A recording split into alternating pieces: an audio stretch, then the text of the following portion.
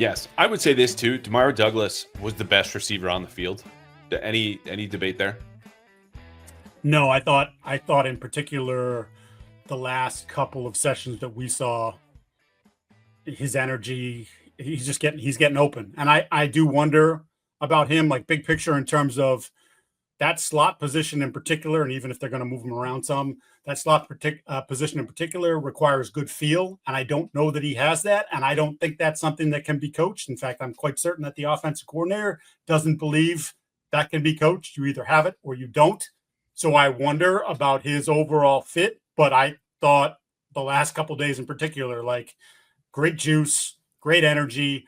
I think Vrabel, I don't know how Vrabel feels about him as a player, because I don't think we know that fully yet.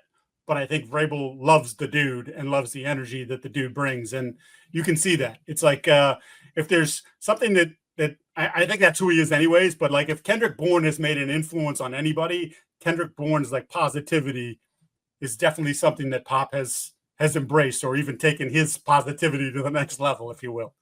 Yeah, he's a jitterbug with a smile on, like just always somewhere to go, bounce around.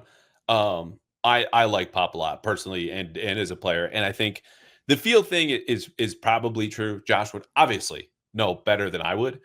The only way to close the gap a little bit is just an incredible amount of repetitions. You know what I mean? Like I think part of the feel for the ultimate player who had that was Julian Edelman. Part of that is a quarterback background, but people forget, like he flashed at the end of his rookie season, 2009.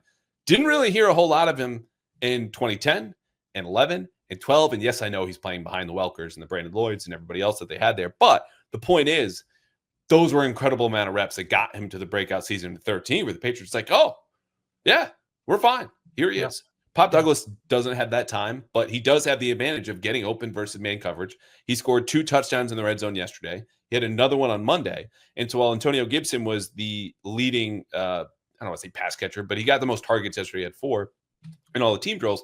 Papa's right there behind him. And that consistency from Monday to Tuesday, and honestly from most of OTAs through minicamp, I think Vrabel does like him as a player, even if we are still picking through the leftovers that remains the Patriots receivers room until Stephon Diggs gets here. Oh, the last one I'll have is this. We talk about Pop Douglas, and the feel is still important on the outside, but where you're running fewer routes that are, hey, find some space here, because you basically have it, you can go vertical or you're in breaking, right? If you're a line on the sideline, whereas you have basically a 3-way go. If you're in the slot, you can go left, right, or upfield.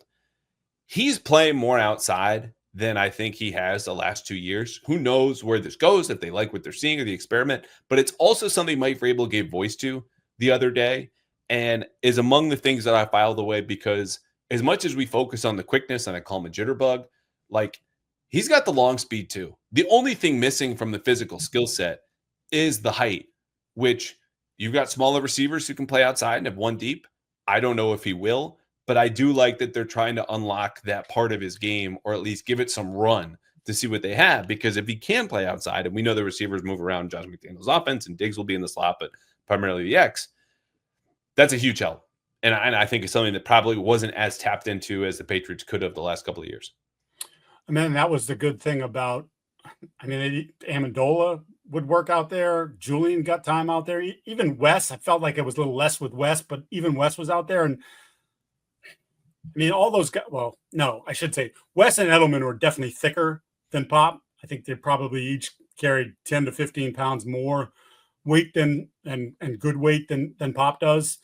But Danny was pretty slender, and he still did some stuff out there and was capable. So even if it's, to your point, like he doesn't have to live out there, but if he can go out there and he can do a thing or two, make a catch a game or whatever, like just, okay, like it's just something you have to pay attention to. It's just something you can add to your arsenal, where you don't look at it and say, he's in the slot, it's a passing down. Like we don't know. He can move. And if he can move, give him a chance, I think, to stay on the field a little bit more too.